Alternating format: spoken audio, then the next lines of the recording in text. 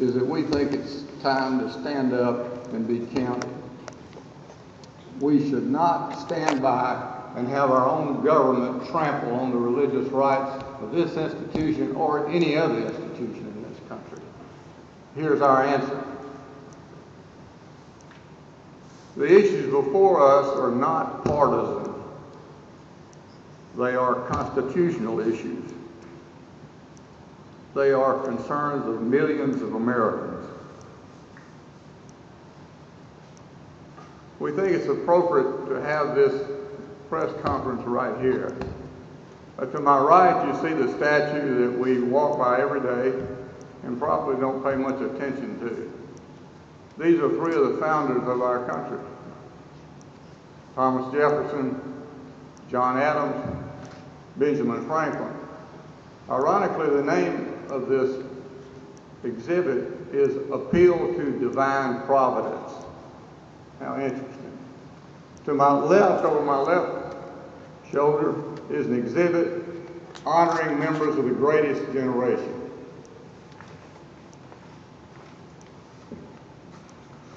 Those who are depicted in these exhibits have traveled with our students to many of the world's great battle sites, places where thousands of Americans died.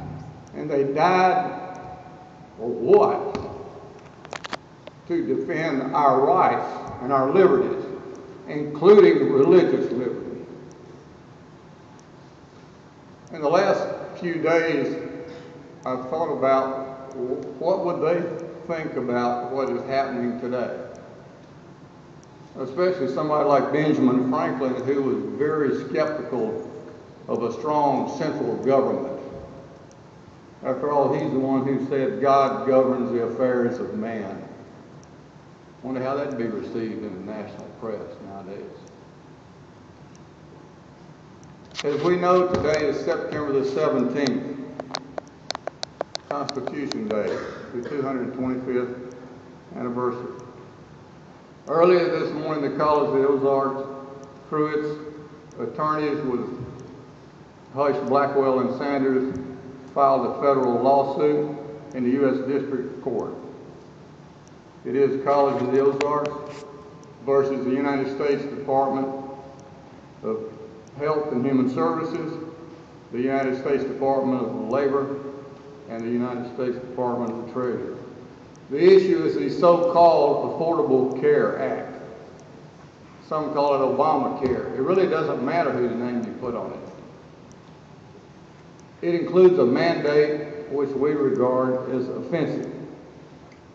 We have been waiting for the government to come to its senses. It doesn't seem to do that very well of late. So now time has run out. We must make plans for next year. The college's insurance business has to be dealt with in an orderly manner. We can't do that because the government's got things so screwed up that even the insurance companies don't know what to expect. It's hard to get a direct answer out of them. It is the mandate that is most troublesome to us. We believe that it violates our religious rights guaranteed to us by the Constitution. There are other problems we've got with this act, but the heart of the matter is a constitutional question. For the benefit of the students who are here who may not follow this as closely as some of the rest of us, let me give you some idea about the situation in which we find ourselves. In my view, the Affordable Care Act was born out of deceit and is full of manipulation. I guess you could say bluntly, only our Congress could be dumb enough to pass an act or a law that has blanks in it. It's like fill in the blank. The government did not have its cards up on the table when this thing was shoved through Congress. But they passed it anyway.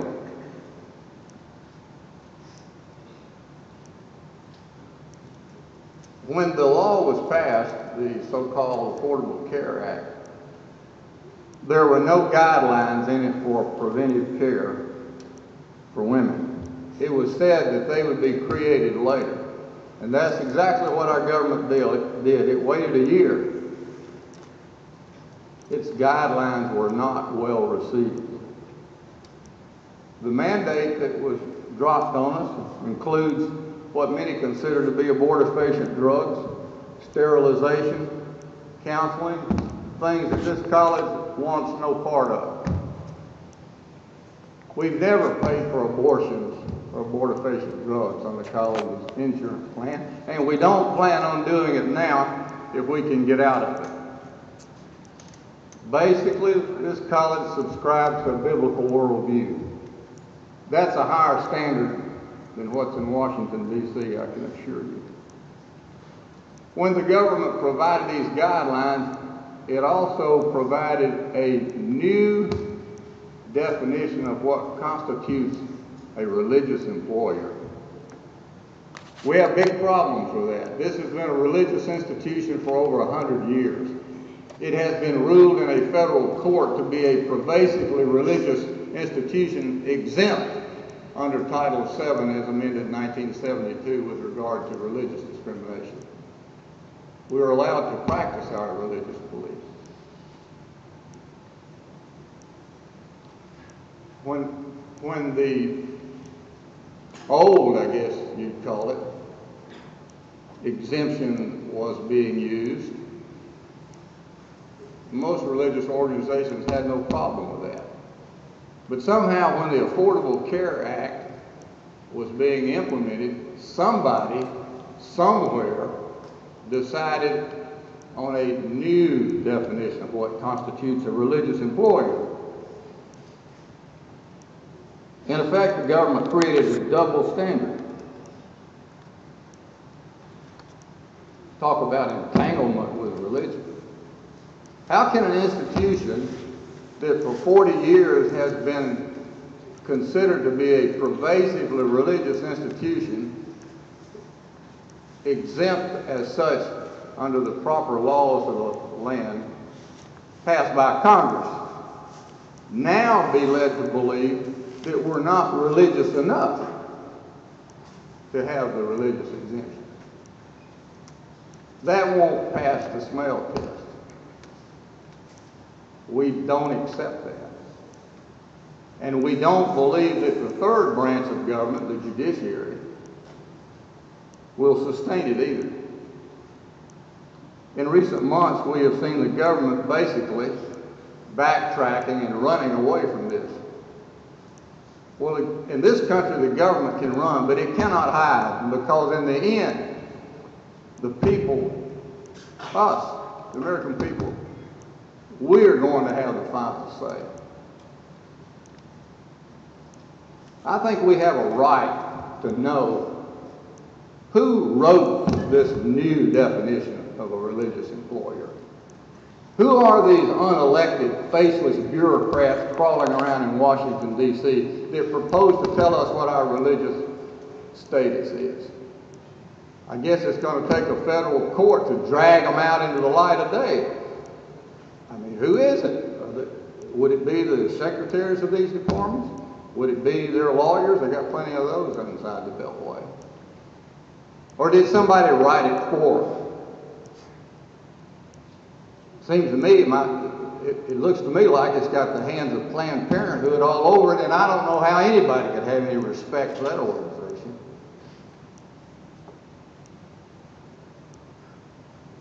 We need to know. But they're not going to tell you unless somebody hauls them into court. And they're trying to get out of that by all these clarifications and amendments and all these fancy words that mislead you, such as some people are said to be grandfathered. Well, what you might think grandfathered means, that's not what they mean. Then they use the term safe harbor. That implies that you're safe from this mandate, right? That's not what it means. It's basically a 1 year's delay to meet the government terms. It's like, do you want to be executed today, or do you want to wait a year from now and we'll execute you? Which would you like? In the end, religious organizations like this are left to make a choice between their morals and money, because if you don't do what the government says, they claim they're going to levy all these fines. Good luck on collecting them.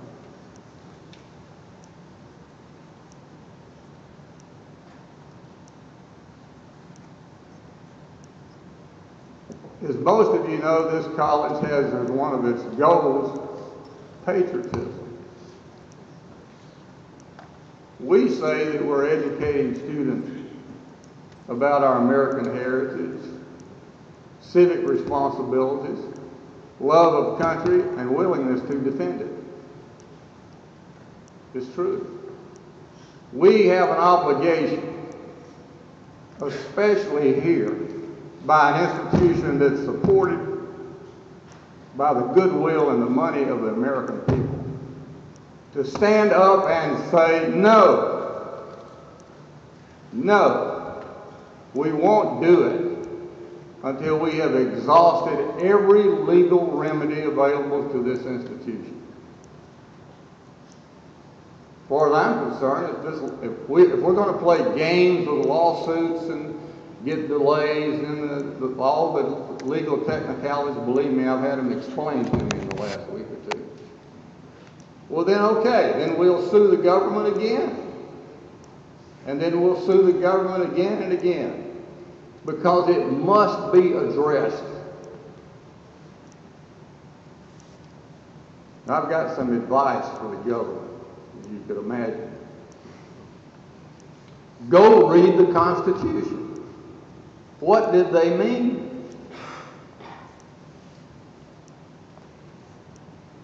They mean what they said. The government has no business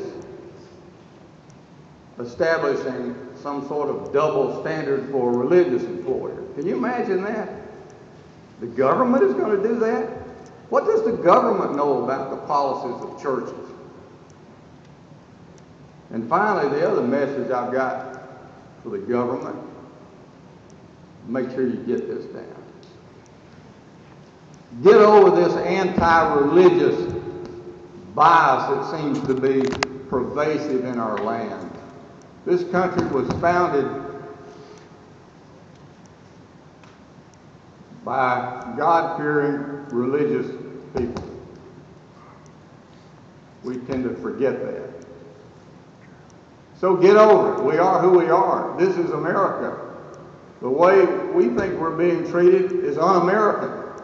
We don't live in North Korea, in Cuba, or the Middle East, where an executive branch can tell everybody what to do. You can't do anything about it. In the issue at hand, the government, it looks to me like they circumvented the legislature. The Congress, they didn't vote on this new definition of a religious employer, and the government didn't get all their cards on the table to start with, because they know what I know. You couldn't pass it.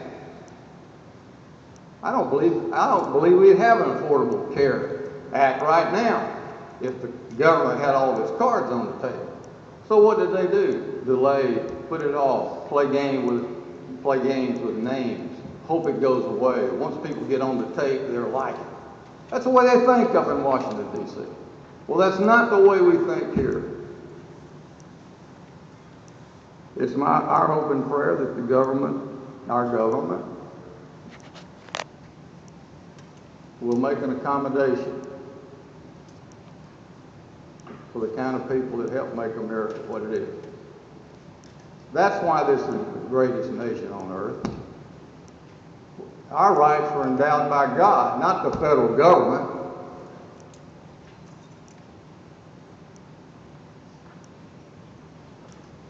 We look forward to having a chance to state our case in court.